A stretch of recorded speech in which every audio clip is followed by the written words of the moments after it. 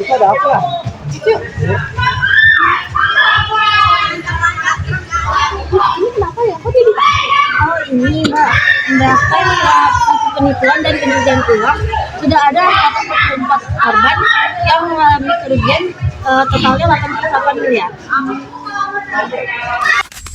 Tetapkan Indra Kusuma alias Indra Kents sebagai tersangka kasus penipuan aplikasi Binomo. Kents terdakwa kasus penipuan dan tindak pidana pencucian uang divonis 10 tahun penjara. Penipuan aplikasi Binomo ke tahap penyidikan.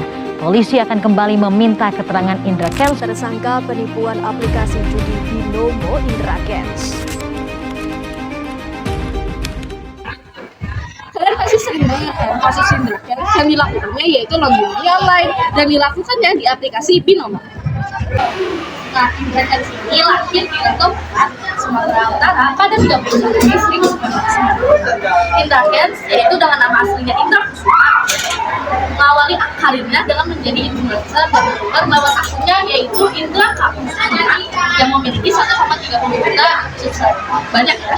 Nah, Indra Kents itu sebenarnya tadinya sempat kuliah ya dengan jurusan teknik dari tahun 2014 sampai tahun 2018. Indra Kents ini tuh memiliki usaha yang bermacam-macam dan Indra Kents itu dikenal di rumahnya sebagai crazy rich karena dia sering sekali memamerkan kekayaannya lewat sosial media misalnya Instagram, terus YouTube dan lain.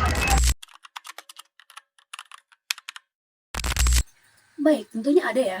Jadi tuh ada sejumlah orang yang mengaku bahwa mereka ini tuh merupakan korban dari investasi bodong Binomonya ini. Dan salah satu korban yang melaporkan tindakannya si Indra Kents ini adalah si Maru Nazara.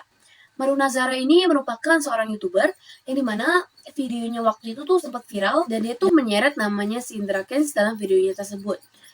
Dan si Maru Nazara ini tuh ia berumur 36 tahun. Saat ini ia aktif di aktivis dari Lembaga Bantuan Hukum Pemuda Peduli Nias.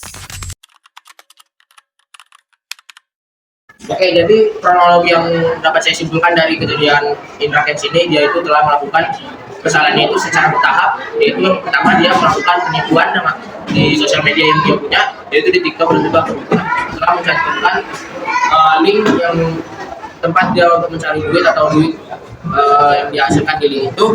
Lalu dia mulai membuat konten bagaimana dia telah menghasilkan sebuah mobil yang mewah dan juga jam tangan beserta rumah.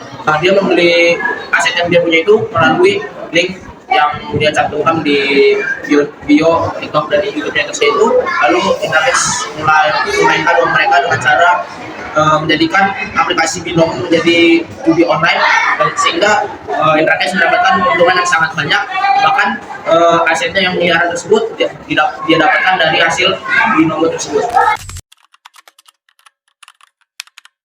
Nah, yang pertama dampak bagi masyarakatnya adalah masyarakat yang mendapatkan aplikasi tersebut mengalami kerugian besar yang pasti akan berpengaruh dalam kehidupannya.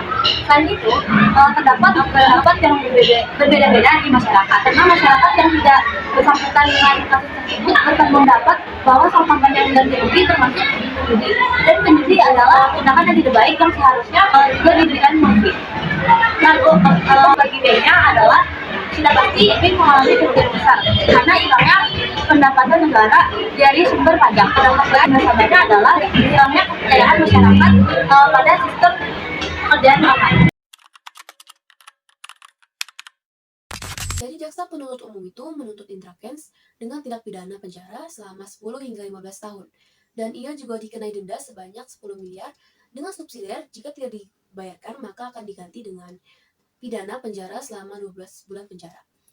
Dan selain itu, menurut JPU juga, Indra Kents setelah didakwa telah melanggar pasal 45 huruf A UU ITE terkait penyebaran berita bohong dan menyesatkan.